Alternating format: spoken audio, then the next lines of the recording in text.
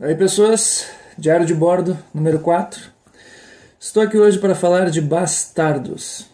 É óbvio que quando eu falo em bastardos, a minha referência neste momento, como já tem sido e será durante muito tempo, porque esse livro é longo, é Martin, Crônicas de Gelo e Fogo. Os bastardos, na obra de Martin, são aqueles que, na Idade Média, porque o contexto da obra de Martin, apesar de ser de fantasia, é o contexto da Idade Média, são aqueles que são filhos ilegítimos de nobres, de senhores feudais, de sirs ou lords. Esses nobres, eles têm filhos fora do casamento e esses filhos fora do casamento são chamados de bastardo. Esses bastardos não têm direito a terras, não têm direito, ou seja, a vida privada com propriedade, né, que seria o normal desses senhores, desses lords, e também não têm direito à herança, claro, né, portanto, e também não têm direito a espaço na vida pública, não são líderes, não são reconhecidos, são pessoas que acabam ficando numa espécie de limbo social. Tem tudo para ser filho de um nobre, mas não é reconhecido como tal. É interessante porque essa figura do bastardo na obra do Martin, inclusive tem um bastardo lá que é muito importante, que cresce como personagem, desde o início ele é tido como um personagem falsamente secundário. A gente sabe já lendo a obra desde o início que ele vai ter um papel importante, que é o Jon Snow. Jon Snow é filho de Lord Stark e ele não recebe o nome de Stark porque ele é bastardo. Só que a questão é a seguinte, é interessante que na obra do Martin, quem é bastardo, ele recebe um nome, John, no caso, né? E Snow. Snow, ou qualquer outro bastardo, recebe um nome referente a algum fenômeno da natureza, alguma coisa, algum ente que não é humano, como sobrenome. Então, por exemplo, os Stark, né, seriam Lord Eddard Stark, que era o pai dele. Stark é o sobrenome. Snow é simplesmente neve. Assim como existem outros bastardos na obra que também recebem nome de rio, riacho, river, né? Ronaldo River, eu sou um bastardo e recebo o nome de River. E assim vai, Rain ou qualquer outra coisa. E é interessante porque, e agora fazendo um paralelo com o Brasil, né? O Brasil que não tem a figura do bastardo, não existe a questão do filho ilegítimo, não existe nada disso, graças a Deus. Aliás, no Código Civil de 1916 existia a figura do filho ilegítimo, né? Não já era chamado de bastardo, mas existia. Código Civil de 16, que graças a Deus já se foi. Bom,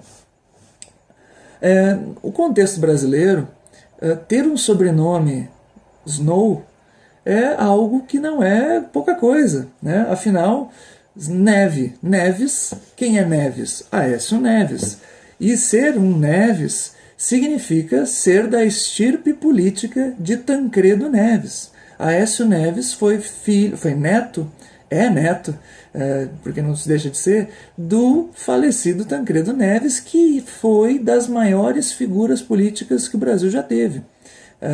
Tancredo Neves foi o presidente da redemocratização do Brasil, que acabou falecendo antes de assumir, mas que foi um grande articulador político. Ele esteve presente em muitos governos durante o parlamentarismo, breve período de parlamentarismo no Brasil, e foi o presidente que deu oportunidade a que o Brasil se redemocratizasse e que surgisse este documento, que é a Constituição da República Federativa do Brasil, de 1988.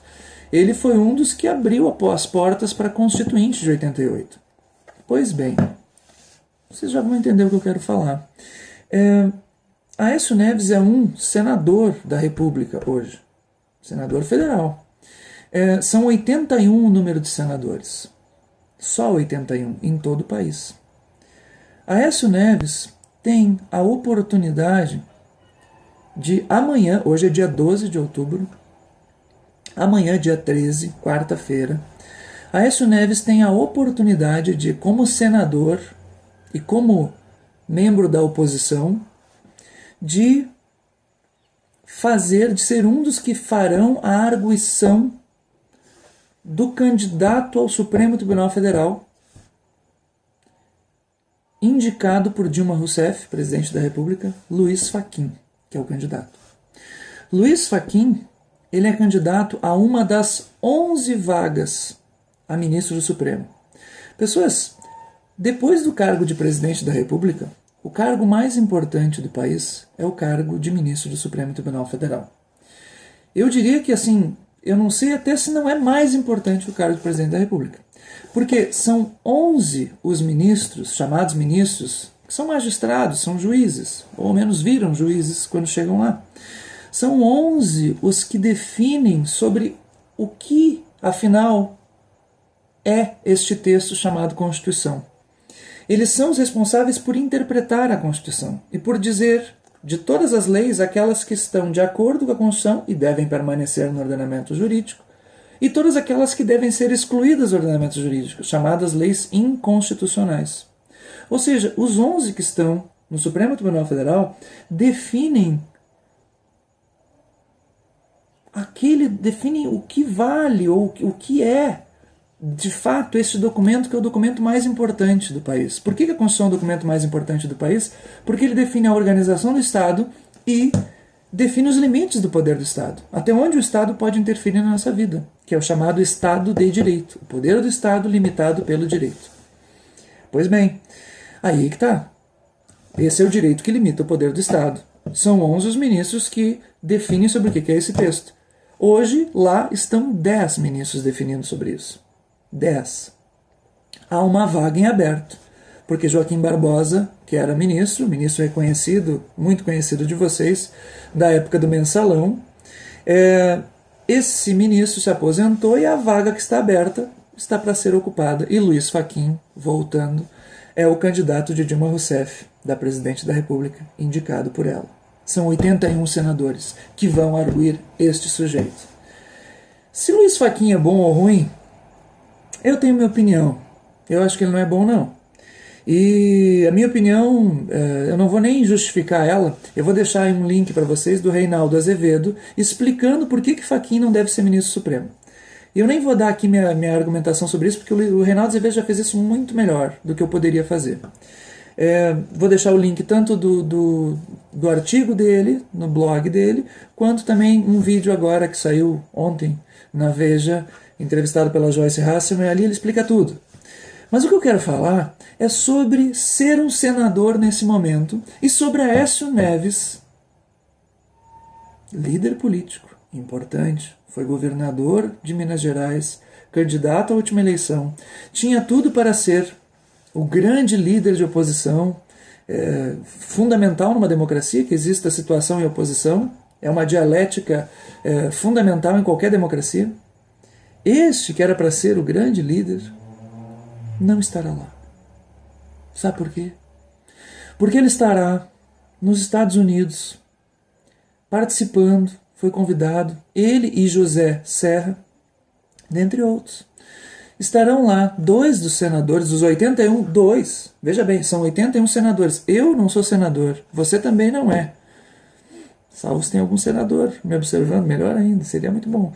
Mas eu e você não somos senadores. São 81 senadores que podem fazer a arguição de Luiz Fachin. Aécio Neves, José Serra, são 2 deles. E eles não estarão lá. Eles sabem onde eles estarão? Estarão nos Estados Unidos, comparecendo a uma solenidade de premiação de Fernando Henrique Cardoso. Premiação como político do ano, alguma coisa assim. Pessoas, pensa comigo. Tu vai numa solenidade de premiação de Fernando Henrique Cardoso, que já foi presidente, ok, tem seus méritos, ele é... Aécio Neves é presidente do PSDB, ainda por cima. O momento mais importante para a relevância do país neste ano, até agora, é esse. E ele não estará lá. Ele estará nos Estados Unidos. Pessoas, Aécio Neves, José Serra, percebam que eles têm os nomes Serra, Neves, de bastardos na obra de Martin. Na obra de Martin, eles seriam bastardos. Porém, no Brasil, eles são líderes políticos. Seus nomes têm peso político. São protagonistas do jogo político. Porém, na prática, estão se condenando a se tornarem os bastardos da obra de Martin. Infelizmente, esse é um momento ímpar da história e Aécio Neves não está participando dele. Aécio Neves precisa definir a sua vida, se ele realmente quer continuar fazendo as honras de ser e de ter no seu sobrenome Neves, como seu avô Tancredo, e definitivamente ser o Aécio Neves, ou se ele vai ser um Aécio Snow. Só que o Snow da obra de Martin é um bastardo de valor. Aécio Neves, que não é bastardo, espero que mostre-se daqui para frente, porque agora não está sendo, um dia de valor.